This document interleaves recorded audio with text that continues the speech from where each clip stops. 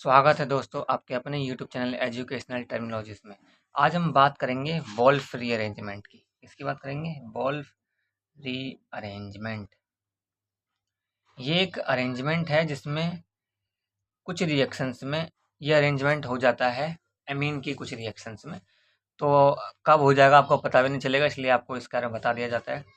पहले तो देखो ये कि वॉल्फ रीअरेंजमेंट होगा किसमें। वॉल्फ रीअरेंजमेंट होगा उसमें जिसमें नाइट्रोजन के पास एक वैकेंट ऑर्बिटल आ जाएगा खाली।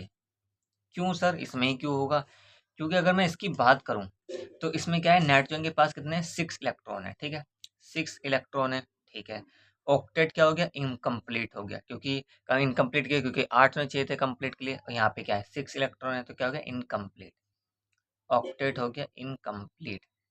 अब ऑक्टेट इनकम्प्लीट हो गया, इसका मतलब क्या है कि ये इलेक्ट्रॉन डेफिशिएंट है। Electron deficient. और इसी साथ साथ ये हाईली हाईली भी नहीं, हाईली हाईली अनस्टेबल हो गया है।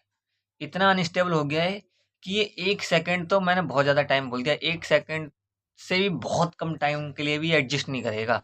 और एडजस्ट नहीं करेगा तो उसमें क्या हो जाएगा, वॉल्फ रीअरेंजमेंट हो जाएगा।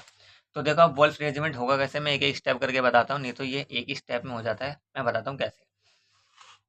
देखो, ये हमने बनाया RC double bond O nitrogen, इसका वैकेंट।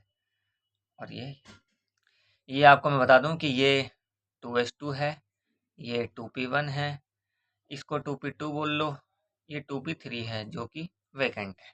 ठीक है, तो अब होगा क्या, सबसे पहले क्योंकि ये बहुत ज़्यादा अनस्टेबल है, तो ये जो एल्काइल ग्रुप है ये सोचेगा कि मैं यहाँ पे इस वैकेंट ऑर्बिटल में अपने इलेक्ट्रॉन दे दूं। अब इसको वैकेंट ऑर्बिटल में आना है तो ये यहाँ से निकलेगा, और निकलेगा कैसे, R माइनस की फॉर्म में। आर माइनस, माइनस क्यों, क्योंकि इसने एक कार्बन का एक इलेक्ट्रॉन ले लिया। अभी फालतू लेके जाएगा तभी तो इसको भी देगा और अपना भी लेके आएगा, तभी तो एक बॉन्ड बनेगा। तो यहाँ से निकला तो कार्बन पे आ गया पॉजिटिव। ठीक है, और ये नाइट्रोजन, ये ठीक है, मैं एक एक स्टेप करके दिखा रहा हूँ। ये निकल गया आर माइनस। ठीक है, तो आर माइनस निकला तो इस पे पॉजिटिव, इस पे नेगेटिव। अब आर माइनस इसके साथ बॉन्ड बना लेगा, तो ये कैसा दिखेगा, C double bond O nitrogen, nitrogen. और ये अब ये बॉन्ड बना लेगा तो ये हो गया आर। ठीक है, अब अब कार्बन पे पॉजिटिव आ गया और नाइट्रोजन पे तो अब 2 लोन पेयर हैं। अब 2 लोन पेयर हैं तो क्या करेगा कि अपना लोन पेयर इसको दे देगा, ताकि कार्बन का पॉजिटिव चार्ज चला जाए। ठीक है, तो अब क्या हो जाएगा, ये सी डबल बॉन्ड ओ। अब इसने क्योंकि लोन पेयर दे दिया है तो यहाँ पे बन जाएगा डबल बॉन्ड, तो डबल बॉन्ड नाइट्रोजन, और ये नाइट्रोजन का 2s2 वाला लोन पेयर, और ये आर। ठीक है, तो अब इसको नॉर्मल अगर हम बनाएंगे तो नॉर्मल कैसे दिखेगा, ये आर नाइट्रोजन, नाइट्रोजन पे ये loan pair, double bond carbon के साथ और डबल बॉन्ड इसका किसके साथ, ऑक्सीजन के साथ। ठीक है, और अगर अब इसकी रिएक्शन अगर हम वाटर से कराएंगे, ठीक है, वाटर से अगर हम मान लो हम करा देते हैं इसकी रिएक्शन, तो आपको पता है हाइड्रोलिसिस हो गया वाटर से रिएक्शन कराने के साथ, तो ये हो जाएगा nitrogen C double bond O, ऐसे ब्रेक होगा। अब हाइड्रोलिसिस में क्या होता है, जो ज़्यादा इलेक्ट्रोनेगेटिव होता है उस पर कम इलेक्ट्रोनेगेटिव जाता है, तो यहाँ पे जाएगा हाइड्रोजन और यहाँ पे जाएगा OH, OH। ठीक है, तो अब इसके बाद ये क्या बन जाएगा, RNH2, जो कि इस पे क्या एक लोन पेयर है, कौन सा वाला, 2s2 वाला, और ये बन गया कार्बन डाइऑक्साइड। तो ये है वॉल्फ रीअरेंजमेंट। ठीक है, अब ये सिंगल स्टेप में कैसे होता है, मैंने तो आपको एक ही चीज़ करके दिखाया है कि देखो R माइनस निकला, फिर R माइनस यहाँ गया, इस पे पॉजिटिव चार्ज आया, फिर इसने लोन पेयर दिया। ये सिंगल स्टेप में भी होता है।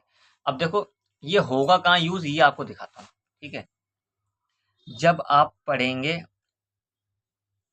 हॉफमैन ब्रोमाइड डिग्रेडेशन, तब उसमें क्या बोलते हैं, ये आएगा। आएगा देखो कैसे आएगा, मैं बताता हूँ। उसमें कंडीशन बनेगी जिसमें RC double bond O nitrogen, nitrogen के पास ये आ गया बियर, कुछ इस ये कंडीशन आएगी। ये कंडीशन आएगी तो अब होगा क्या यहाँ पे, नाइट्रोजन के यहाँ पे नेगेटिव चार्ज की उसने एक इलेक्ट्रॉन ले रखा है। अब होगा क्या कि यहाँ से जाएगा ब्रोमीन, ठीक है, ब्रोमीन जाते ही क्या हो जाएगा, R C double bond O, nitrogen, ये और इस पे आ जाएगा वैकेंट ऑर्बिटल। क्यों? क्योंकि बी आर इसके इलेक्ट्रॉन लेके चला गया, तो वैकेंट ऑर्बिटल हो गया 2 4 5 6, 2 4 6 और ये हो गया वैकेंट ऑर्बिटल। ठीक है, अब देखो यही कंडीशन बन गई ये वाली, ठीक है, वैकेंट ऑर्बिटल आ गया। तो अब देखो अब मैं इसको सिंगल स्टेप में करके दिखाता हूँ। सिंगल स्टेप में ये देखिए, इसमें नाइट्रोजन और ये ब्रोमीन। तो होता क्या है, पहले स्टेप में गया ब्रोमीन, पहला स्टेप ब्रोमीन निकल गया, ब्रोमीन के निकलते ही ये आर आएगा, इसको इस पे बॉन्ड बनाने, वैकेंट आर प्लस आएगा, ठीक है, ये हो जाएगा दूसरा step.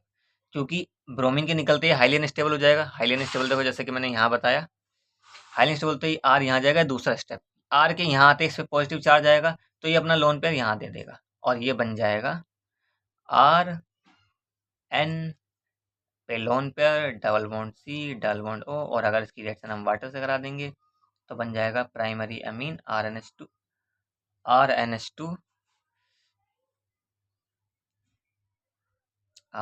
To plus carbon dioxide.